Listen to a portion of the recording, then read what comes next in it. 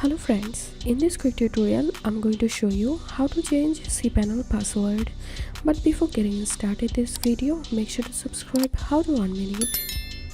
So first of all, let's log into our Cpanel.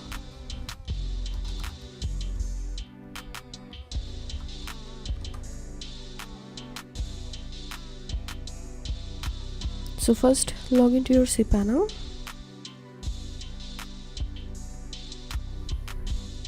And then click on your username and password and security. So this is the old password, and now here you have to type new password.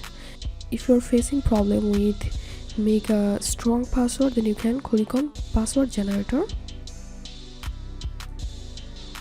generate password.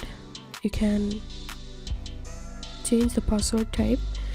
So if once you get a perfect password, copy this, and I have copied this password in a safe place. Make sure you have copied this password and you have save it to a notepad, then click use password. So the new password has been set it here. Now click on change your password now.